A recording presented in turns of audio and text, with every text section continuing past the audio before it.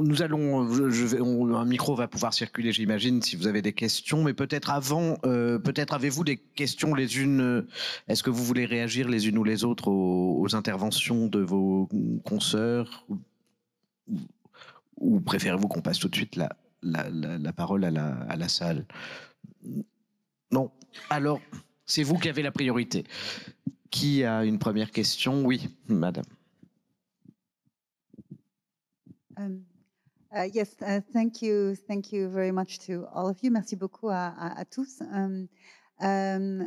Elizabeth, I have a question for Elisabeth, you. j'ai une question pour vous.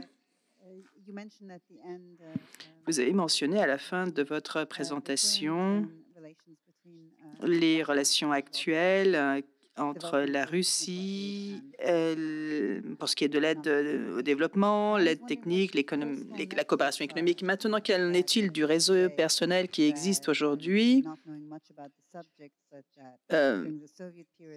notamment pour ce qui est de la période soviétique? C'était basé sur la circulation des leaders africains, des mouvements entre Moscou, l'Union soviétique, également au niveau du système éducatif, les mouvements politiques, etc. Donc, qu'en est-il aujourd'hui?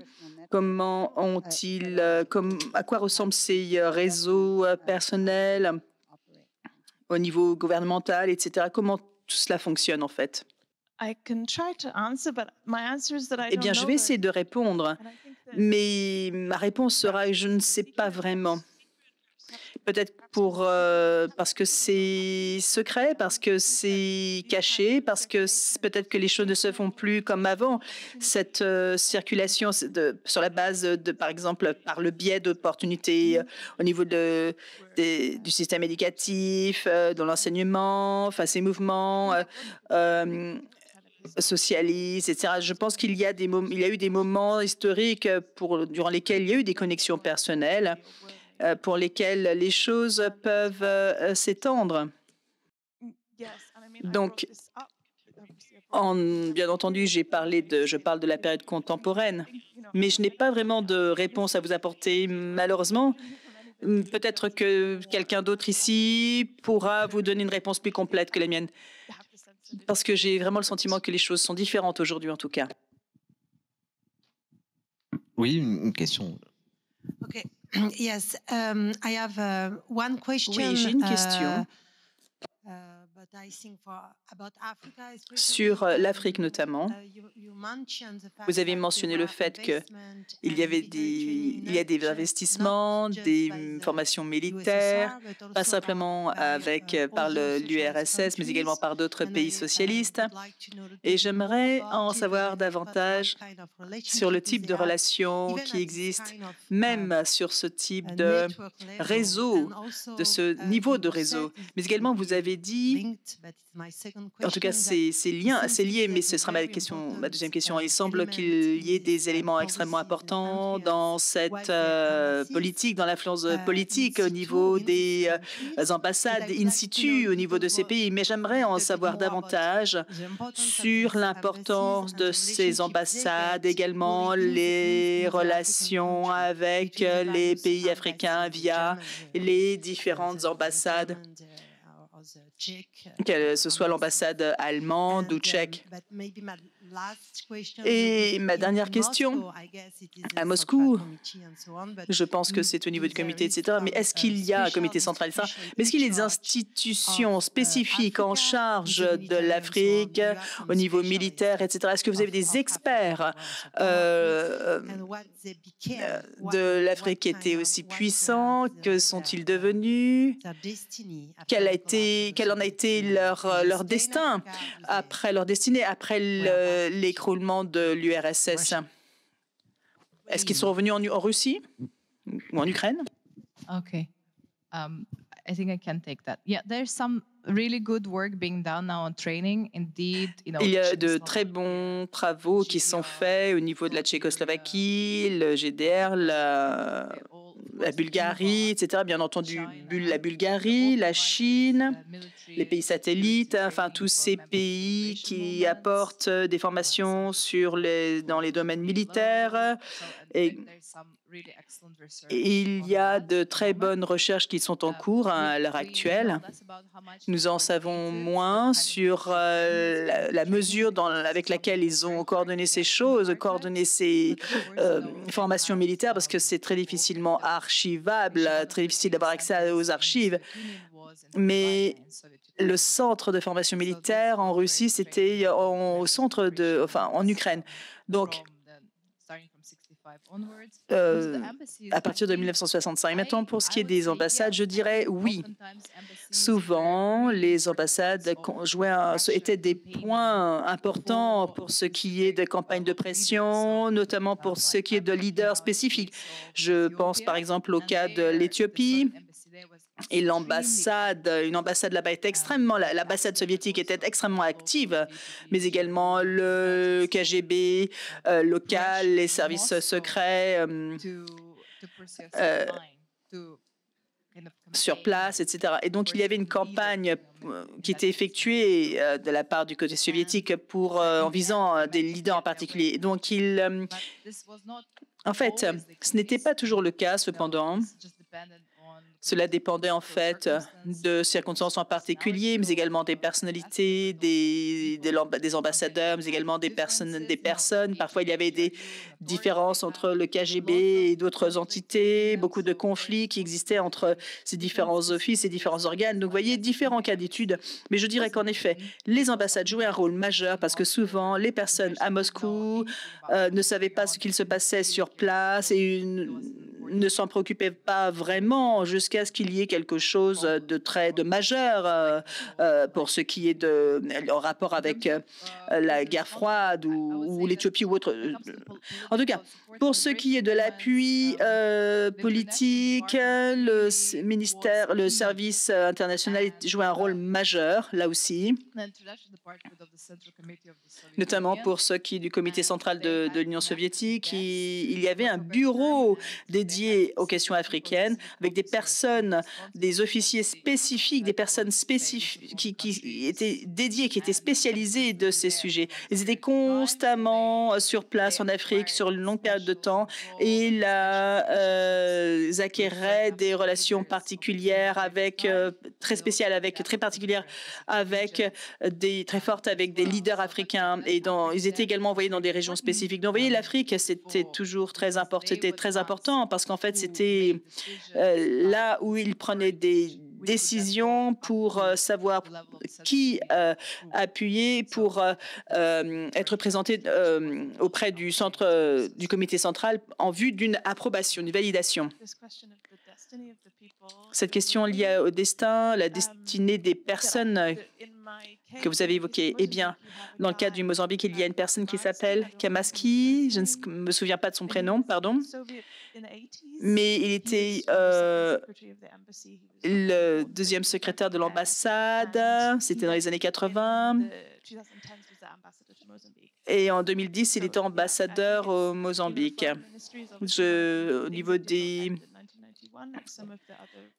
Au niveau du ministère des Affaires étrangères, dans les années 90, il y a des institutions sur lesquelles je travaille. Il y a des plus petits comités, par exemple des mouvements de jeunes, etc. Il y a également, il s'agit de la solidarité, également un service international, bien entendu. Il y a des institutions, mais également il semble qu'il y ait une continuité au niveau du personnel au sein de ces différentes institutions. Donc, oui, je vous en prie, allez-y. Merci beaucoup. Merci beaucoup pour la présentation fascinante. J'ai deux questions. Les trois, vous pouvez y répondre, vous trois. Donc, cette question porte sur parce que je voudrais revenir sur un point sur les diplomates de rang intermédiaire, les personnes qui établissaient des relations pour ce qui est de d'entretenir les intérêts russes. Donc maintenant, pour ce qui est de la problématique très contemporaine, vous avez parlé de l'Africa Corps. À quel point cela peut être couronné de succès à la lumière du contexte actuel, notamment pour ce qui est de poursuivre les intérêts africains, en contraste avec Wagner. Et pour ce que je peux dire, ils ont déjà des problèmes pour ce qui est de recruter des gens. Et la deuxième question que j'ai, l'une d'entre vous a mentionné qu'il y a un débat lié à l'Afrique et le rôle de l'Afrique pour ce qui est de l'Union soviétique. Quel est le rôle de l'Afrique en termes de politique étrangère à Moscou? À quel point pensez-vous que cela est une priorité, notamment à la lumière de la guerre en Ukraine, mais également à la complexité de la nature des relations avec la Chine? Merci de votre question, de vos deux questions d'ailleurs. Pour ce qui est du rôle des diplomates russes, d'échelon intermédiaire, si j'ai bien compris, dans la promotion en fait de la politique étrangère russe en Afrique, je pense, comme mes deux collègues viennent de le mentionner, un des traits saillants caractéristiques en fait de la diplomatie russe, qui est aussi un trait caractéristique de la diplomatie chinoise, c'est qu'en fait les diplomates se spécialisent très tôt sur une région à partir d'une langue et qu'ils vont faire leur carrière entière soit sur un même pays où ils vont être déployés à plusieurs, envoyés en poste à plusieurs reprises, soit sur une région. Et donc en fait, ils accumulent au fil du temps une connaissance à la fois de la culture, de la vie politique et aussi des habitudes de travail. Enfin, vous voyez, il y a une connaissance accumulée qui est certainement supérieure à celle que nos diplomates peuvent acquérir, tout simplement parce que eux vont être envoyés sur des zones et dans des pays très différents tout au cours de leur carrière. Et ça, c'est, je pense, un avantage significatif. Et on le voit, par exemple, l'exemple qui me vient, c'est pas l'Afrique en ce moment, c'est la personne, par exemple, de Bogdanov, qui est l'envoyé spécial de Poutine pour le Moyen-Orient, qui a commencé sur le Yémen, qui a travaillé toute sa vie, il doit avoir un peu plus de 70 ans, il est de l'âge de Vladimir Poutine, il a travaillé toute sa vie sur le Moyen-Orient, il a sillonné le Moyen-Orient, il y en a d'autres, je pourrais vous citer d'autres personnes également, il a été ambassadeur en Israël, il fréquente les gens du Hamas de très longue date, et donc ça, si vous voulez, ça crée des liens, des liens humains et des liens informels aussi avec un ensemble d'acteurs sur la zone, et ça permet d'avoir aussi le recul du temps et peut-être une appréciation de la situation qui peut être différente parfois. Donc là, je pense qu'ils ont un avantage assez certain par rapport à notre système, qui a aussi d'autres avantages. C'est pas pour critiquer. Et donc, en fait, ça leur permet, je pense, d'entretenir des relations de cultiver des relations de longue date avec des personnes qui ont pu être formées en Union soviétique à d'autres époques.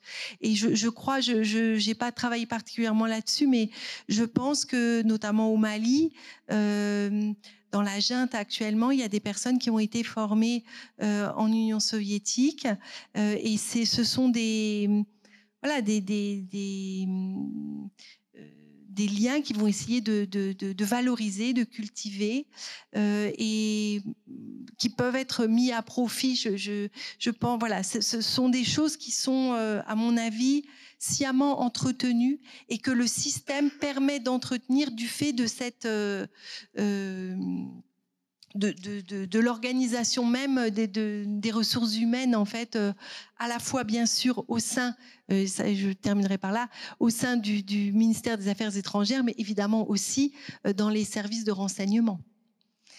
Et pour ce qui est de la place de l'Afrique dans la politique étrangère russe aujourd'hui, je pense que c'est important. En tout cas, l'Afrique a été complètement délaissée par la diplomatie russe dans les années 90 et 2000, et jusque dans les années 2010. Je dirais qu'aujourd'hui, elle revient sur le devant de la scène par opportunisme, parce qu'elle permet à la Russie de briser son isolement sur la scène internationale. Et donc, on a vu, après 2014, mais encore plus après 2022, vraiment une diplomatie vis-à-vis des petits États ou des États qui comptent moins, qui sont moins, comment dire, moins prisés, donc moins cultivés par d'autres pays, pour essayer à la fois d'exister sur la scène internationale, pour aussi gagner des voix à l'Assemblée nationale à l'Assemblée générale, des Nations Unies, donc ça, c'est un des objectifs. Le deuxième objectif est certainement aussi de donner, en fait, de donner corps au discours anti-impérialiste que la Russie essaye de développer depuis 2022. Hein.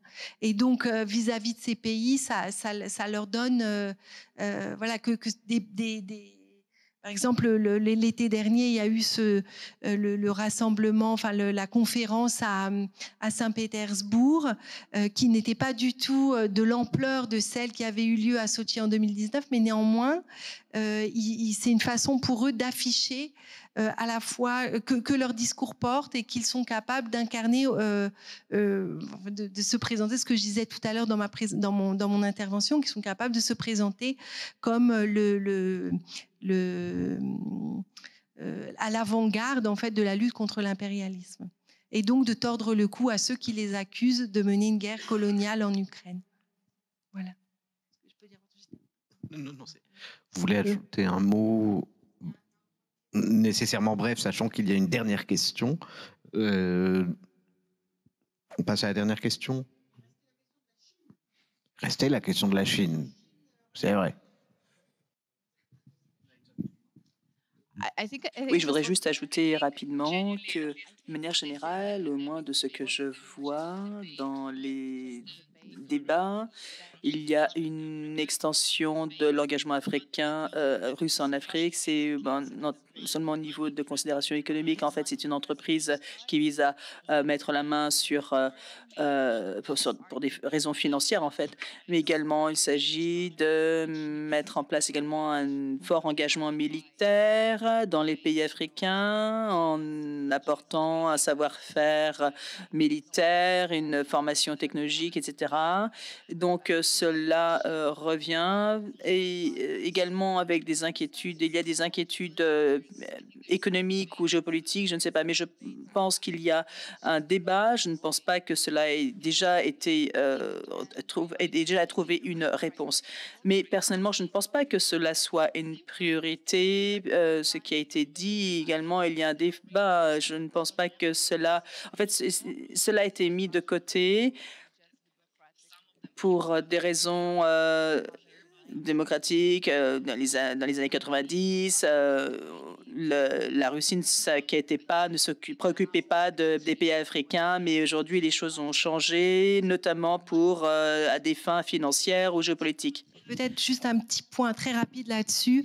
Je pense aussi, et c'est très important, et j'aurais dû l'ajouter à la question précédente, dans ma réponse précédente, il y a vraiment une dimension.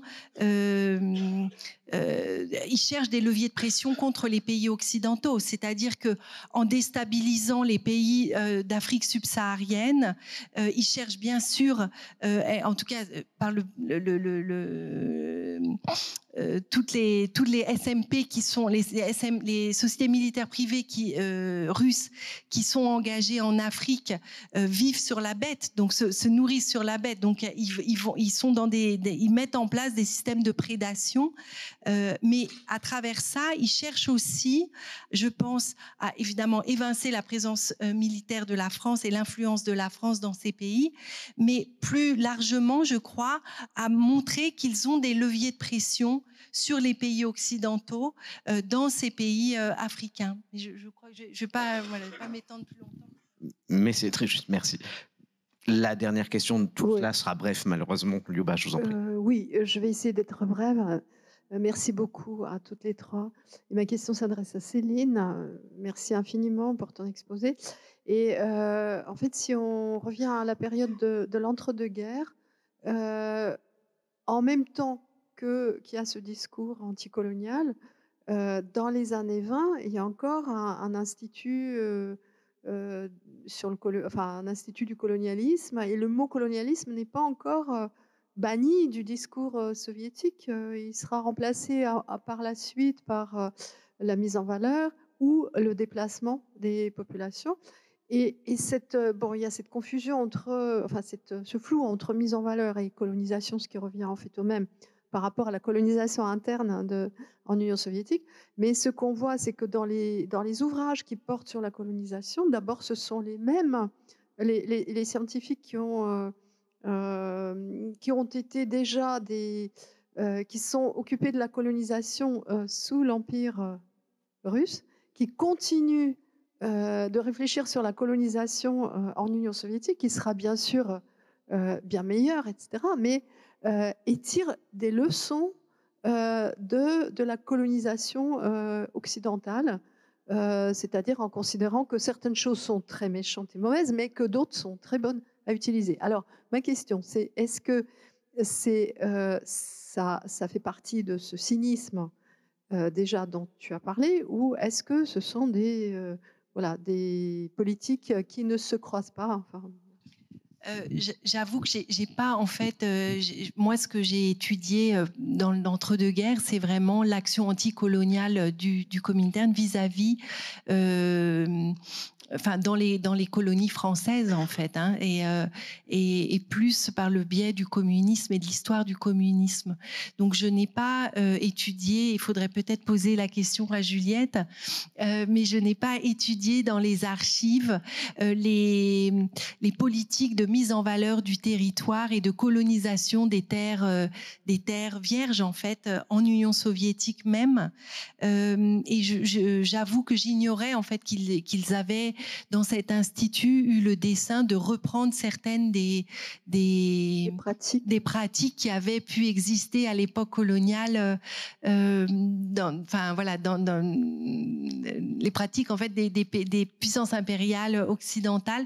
Je trouve ça très intéressant, ça ferait un beau sujet de recherche. On pourra en parler. Ça fait une belle conclusion. Merci Liuba. Merci beaucoup. Donc, malheureusement, nous ne pouvons plus prendre de questions et nous allons conclure. Je suis désolée. Bon, merci beaucoup aux participants et merci beaucoup à Florent pour avoir animé cette table ronde. Donc, je voudrais encore une fois rendre hommage à l'action de Mémorial. Nous avons été réunis tous ici pour cela, et donc je vous remercie d'être restés aussi nombreux et aussi longtemps. Je voudrais aussi remercier évidemment tous les participants qui sont venus nous voir. Parfois ils étaient près, parfois ils étaient loin. Tous les commentateurs, et je voudrais remercier surtout les organisateurs. Et d'abord, je dois dire Alain Blum, qui a été absolument crucial dans l'organisation de cette journée.